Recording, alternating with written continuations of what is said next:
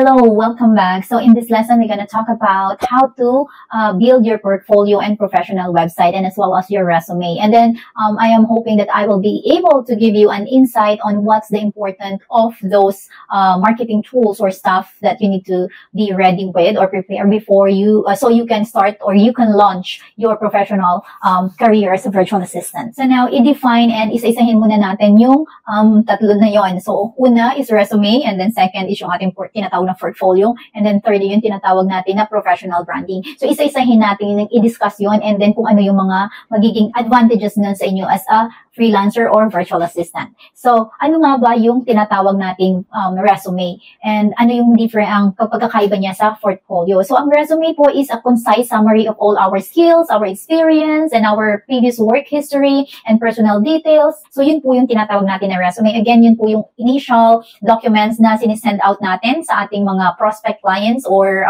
prospect employer, yung dahil sa corporate world pa tayo. So yun po yung ating tinatawag na resume. However, yun naman po yung tinatawag na collection of samples of your previous works. Katulad ng halimbawa kayo ay dating website developer. So meron kayong mga previous works, yung mga create ninyong mga design, mga pages, and things like that. So yun po ay pwede nating ilagay sa ating portfolio. Again, it's a summary of all your previous works or previous projects or and previous achievements and accomplishments. So yun po yung composition ng portfolio. And then halimbawa kayo naman ay accountant, so yung mga previous case studies ninyo na mga na-solve ninyo as an accountant, halimbawa forensic accountant kayo, so pwede nyo i-showcase sa inyong portfolio kung ano yung mga cases na na-solve ninyo as a forensic accountant. And the same way, the draftsman, halimbawa sa engineering, mechanical engineer kayo, sa mga design, so pwede nyo i-showcase dun sa portfolio yung mga previous design ninyo na ma-showcase ninyo na, oh, I can do this, and this is similar dun sa mga project na hinahanap ni clients. Again, it's a part of way of marketing po, another tool na pwede nyo i-create for yourself para ma-market ninyo yung inyong sarili as a virtual assistant. So Miss Lisa, ano naman po yung tinatawag natin na professional branding? So ang professional branding po is, depends yun kung ano yung inyong goal.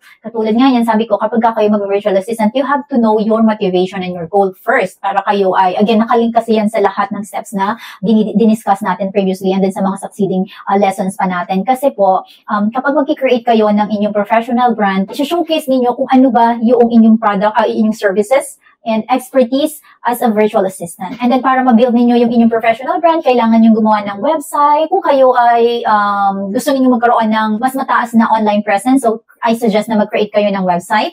And then second is, i-update ninyo yung inyong mga social media account like Facebook, Instagram, or Twitter, kung ano na po, TikTok, para ma-market ninyo yung inyong mga services. Again, branding ninyo sa values ninyo and then sa services ninyo. So yun po ay tatlong important thing na dapat ninyong gawin para magkaroon kayo ng online presence and ma-market ninyo well yung inyong services, and again, yung inyong sarili as a virtual assistant. And again, meron po akong kinreate na toolkit para po mag-guide kayo. Nag-set ako ng mga example doon on how you can build your resume and how you can build your portfolio and website as well. May mga example po ako doon na you can check, and it's for free po. Included po yun dito sa course na to. So feel free to check that out, and then feel free to use that as a guide. So maraming nagtatanong kayo, Miss Lisa, pwede bang hindi na lang ako mag-create ng website or ng mga ganyang portfolio na ganyan? Pwede bang mag-direct submit na lang ako ng resume? I-tailor ko na lang yung resume ko para sa aking clients? And the answer po is yes. Pwede naman po. Again, yung pag-create po ng mga ganyang branding, personal branding, is up to you po kung gusto ninyo. Kasi again, depends yan sa inyong goal and depends yan sa inyong motivation.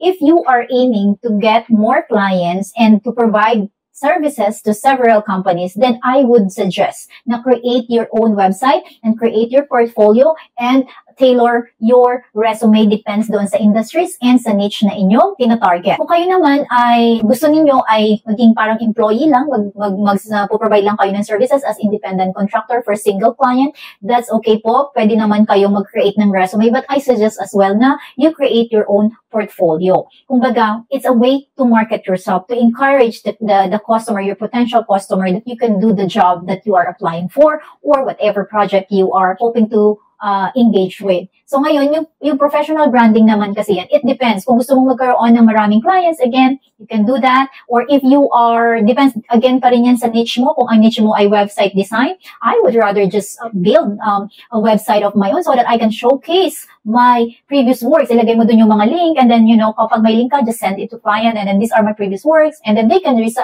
check and they can verify if your previous work are legit. So, same din yun sa mga graphic design so that they can check kung yung mga graphic design ninyong kinreate ay relevant to sa kanilang requirements or something na makakapag-inspire sa kanila para i-hire ka na, oh, gusto ko rin ng ganitong design or gusto ko rin ng ganitong style. So, that's a way of marketing as well. Again, not necessarily naman na kayo ay mag-create ng website. It depends on you pa rin. And again, depends on yung diskarte. Pero the more na mayroon kayong online presence, the better. Mas malaki yung inyong chance na ma-hire. Again, depende yun sa inyong goal and motivation. So, sa basic experience ko as a recruitment manager, depends dun sa mga position na hinahire ko, nag-aas talaga ako ng portfolio. Minsan, pag in-request namin na mag-submit kayo ng portfolio and then hindi kayo nag-submit, hindi na namin kayo i-qualify or i-shortlist. Kung meron naman kayong portfolio, dun pa lang makikita na namin kung kayo ay shortlisted, and then kapag kami interested, then we will contact you for initial screening or for initial interview. So that's the advantage. As a business owner naman for outsourcing, for virtual assistant, I suggest na magkaroon kayo ng portfolio and resume at least. Doon kung hindi naman related sa mga graphic design of website development or anything na marketing. Kasi usually kasi yung mga portfolio and website kasi na ganyan or yung personal branding is nire-request yan ng mga nasa marketing industries. Halimbawa sa email marketing or sa social media marketing, content marketing. So kailangan nila yan kasi to validate your experience din naman. Pero kung kayo mga content naman, I suggest na gandahan yung portfolio ninyo, add some case studies, or kung hindi naman, i-tailor nyo na lang yung inyong resume. Have different versions of resumes. Hindi naman necessarily na talagang mag-spend ka pa ng money para lang mag-create ka ng talagang kakaibang website. Hindi naman necessarily na kapag wala kang website or portfolio, hindi ka na matatanggap. Again, it depends pa rin kung ano yung value or your skill set na mabibring mo to your client para mag-succeed yung kanilang business. Again, meron po tayong mga free toolkit dyan na pinipare ko para sa inyo. Use that as a guide. Free naman yon so that you can build your own portfolio and your personal branding. Hey, Miss Lisa, hindi po kasi ako masyadong social media na person. So, gusto ko lang talaga mag-render ng services. Pero wala po ako mga social media account, wala akong Facebook account, wala akong TikTok or Instagram. Okay lang ba yun? Do you think na pwede ba ako maging virtual assistant? The answer is yes. Definitely yes naman. Again, it depends pa rin yun sa client ninyo kung ano yung kanilang requirements. And again, ang purpose po ng portfolio at saka ng website is to build your online presence. Kasi nga, virtual assistant kayo, gusto niyo na meron kayong online presence para kapag yung inyong clients ay nag-research na somebody who can do this, do that, you have your portfolio there na pwede nyong i-direct link lang sa kanila. And then, mas malaki yung chances of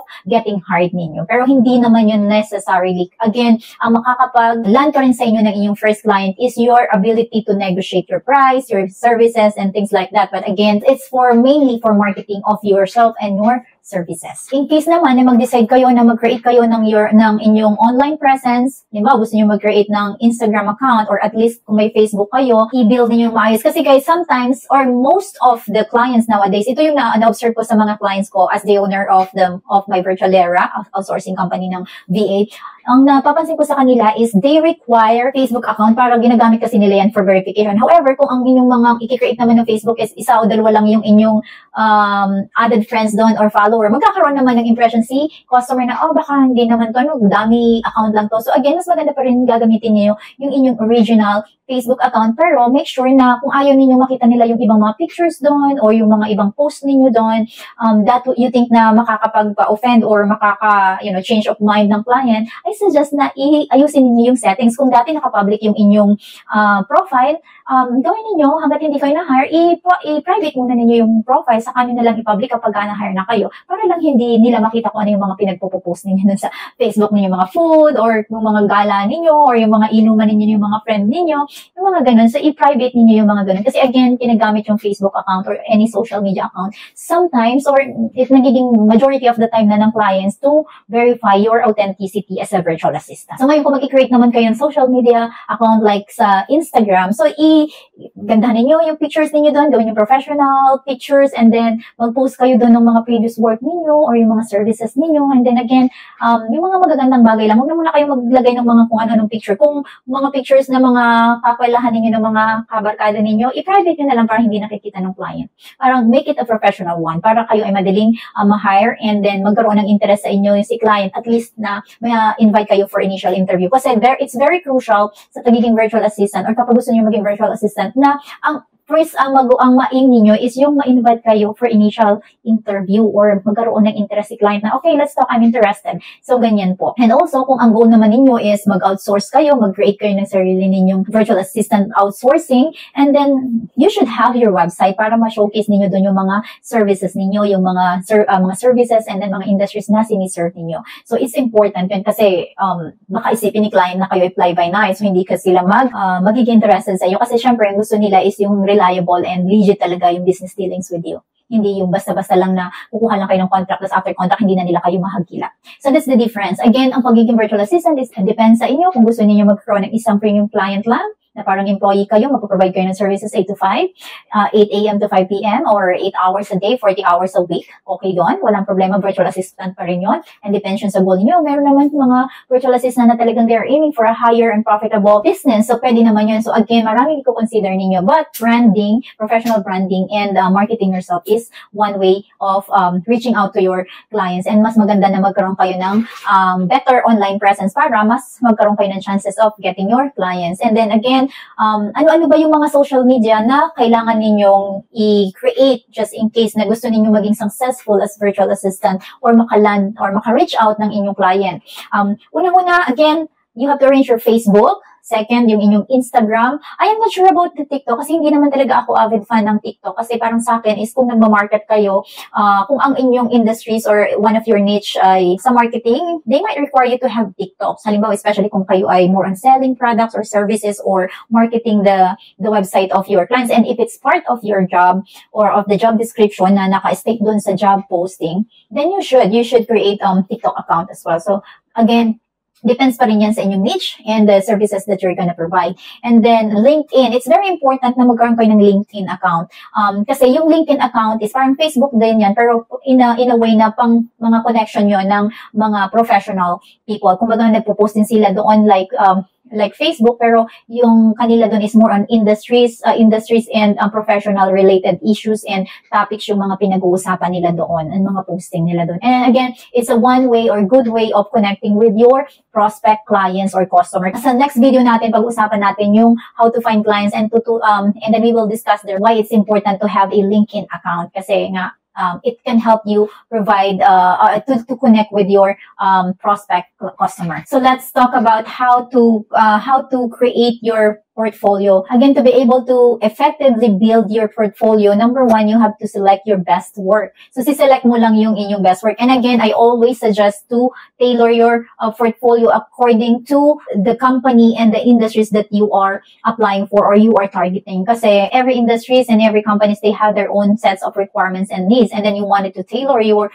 portfolio according to that, i-match ninyo yun doon. So, parang sales deck yan eh. So, pag nag-create kayo ng sales deck, kapag halimbawa may client kayo, so mag-create kayo ng sales deck specific for services na kailangan nila with the price and the description and everything that you can offer to them. So, that's how you gonna do it. So again, meron po akong lesson dyan kung paano kayo mag-create ng inyong portfolio, or I would say that it's similar to sales deck, but you can use that as is as well. So there is a different usage of portfolio and sales deck, but again, the purpose and the goal is to market yourself. So it's kind of falling into similar document as well. Kapag mag-create kayo ng resume, portfolio at saka ng inyong website, make sure na maganda yung graphic, clear and concise yung inyong content, yung inyong mga writings doon. And then, yung mga pictures ninyo, make sure na it's relevant dun sa inyong target audience or target market or target customer.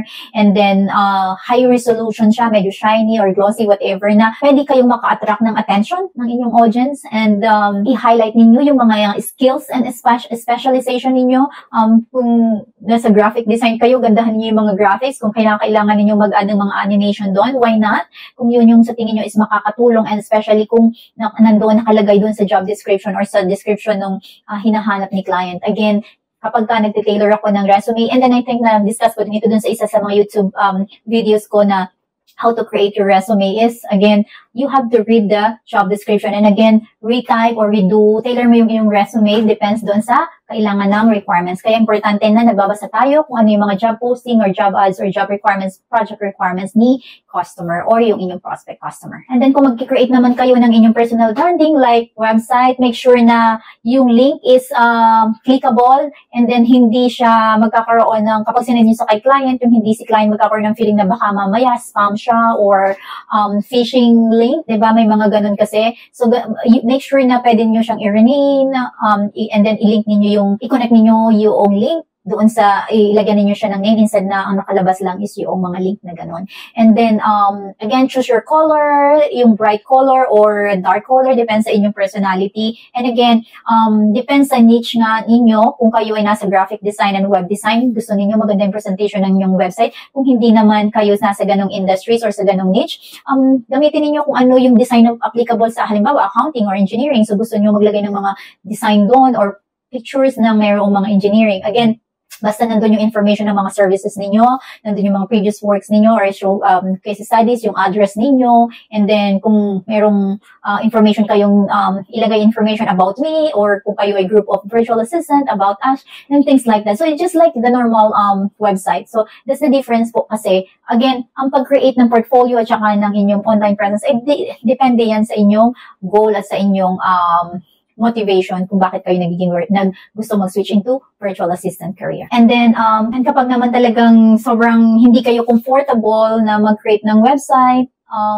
or ng portfolio, pwede naman yung resume, gandahan nyo na lang yung resume. Kasi ako bilang recruitment manager for many years, although important sa akin or sa clients ko na makita nila yung portfolio, depends pa rin dun sa kung gaano kaganda yung presentation ninyo ng resume para ma-invite kayo for initial interview. Again guys, ang inyong resume is the key, or resume, portfolio, or website branding, or professional branding. That is your key para kayo ay magkaroon ng interest sa inyo si client na kayo ay invite for initial interview or initial discussion dun about the project. Kasi dun namin tinitingnan kung kayo ba ay qualified or hindi, and then kayo ba ay right fit. Yun po yung initial way namin para kayo ay ma-evaluate kung kayo ba ay mai-invite namin sa initial interview. Kasi ang karamihang ginagawa ng iba, basta nagsisend lang sila ng resume kahit hindi naman, actually nagsisend sila ng resume kahit hindi naman dun sa specific na ina-apply ng job. Hindi na po uso ngayon yun. Alam ko na may mga books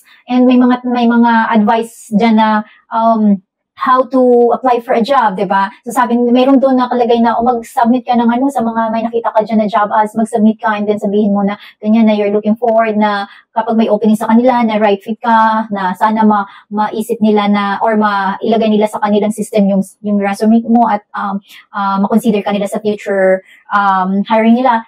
Guys, the truth is, kaming mga recruitment managers sa amin sa recruitment, although hindi naman lahat, pero majority, yung mga dating mga nagsubmit na po sa amin ng resume, hindi na namin halos yung matingnan. Kasi nag-pile up na po yung mga new resumes namin. And then, how do we know kung kayo ba ay still searching pa kung nakalipas ng 5 months, diba? Malay ba namin kung kayo ay na-hire na? So, hindi na namin yung pagtutuunan ng pansin. Ang pagtutuusan na namin ng pansin, syempre ngayon, is yung current na nag-apply ng job. So, sometimes nag-work yun kung talagang maganda yung credentials at saka yung mga qualification. And if we know na yung qualifications ninyo ay talagang relevant at kailangan namin at hindi namin mahanap dito sa market. Pero again, that's unlikely to happen po. Kasi usually, pag ako nag-recruit, tapos, syempre, magpapile up yung email ko, napakadami ko na-receive na email ng mga applicants. So, titignan ko, i-scan ko lang yung resume ninyo, tapos makikita ko doon, halimbawa, ang hinahanap ko, graphic design, tapos makikita ko, nag-a-apply sa akin ng bookkeeper, dito ka muna. Kasi I have no time. As a recruitment manager, I have no time to read your bookkeeper application kasi hindi naman yung priority ko. Ang priority ko is yung social media manager or kung sa website design, diba? So, yun po yun. Kaya again, you're just wasting your time kapag kayo ay nagsisend ng resume sa mga hindi naman relevant or related na job openings dun sa inyong qualification. I suggest na magbasa kayo mabuti, basahin ninyo, search lang kayo ng search. Just ko napakaraming vacancies dyan na pwede nyo pag-applyan. Bakit kayo magsasubmit ng inyong application sa positions na hindi naman kayo para doon? And sasabihin nyo, Miss Lisa, kasi wala kaming experience. Baguhan lang kami. Wala kaming experience sa virtual assistant. Again, sasabihin ko po sa inyo, sa aking 20 plus years na experience as a recruitment manager, sa pag-hire ng mga virtual assistant, kahit po walang experience, kung kayo, hindi not necessarily na required namin na ma-experience kayo sa virtual assistant. Ang hinahanap naming experience sa inyo ay yung experience ninyo doon na related sa job na hinahanap namin or sa position na kailangan namin. Kung able ba kayong magawa yun, or if you have previous experience or recent experience na related or katulad nung hinahanap namin na job vacancies or para ma-fill namin yung aming position na hinahanap.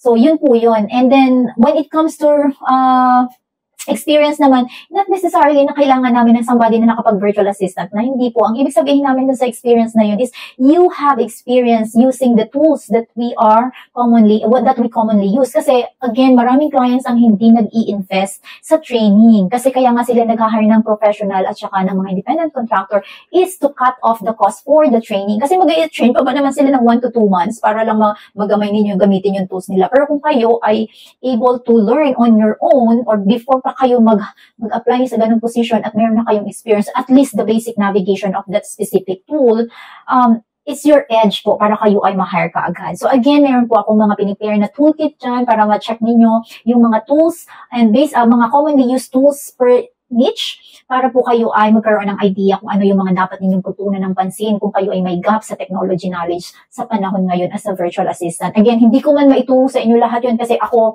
again, kanya-kanya tayo ng niche, kanya-kanya ng expertise. Hindi lahat ng website tools and application kaya kong ituro sa inyo kasi hindi ko naman yung niche. Kung sa akin lang po is i-guide ko kayo para alam niyo kung ano exactly yung gagawin ninyo para kayo ay maging successful virtual assistant. Kasi hindi ako katulad ng mga ibang virtual assistant dyan sa internet na, okay, mag-enroll kayo sa course ko, ganito yung course ko, tuturuan ko kayo. Although, hindi naman talaga siya ganun ka-skilled para doon sa ganung experience. Maaaring nagkaroon lang siya ng experience 1 to 2 years, diba? Sa pag-create nun. And then there are more specification and technicalities na ni-require si clients, diba? So, again, hindi po ako multi-talented virtual assistant. Kumbaga, based on my experience lang po as a business owner, as a virtual assistant for many years sa engineering industries po, I would like to impart or to share my knowledge and to guide you as a recruitment manager for many years para alam niyo kung ano yung mga hinahanap namin as a recruiter. And again, para advantage na rin sa akin kasi kung kayo, matututo kayo ng mga applications na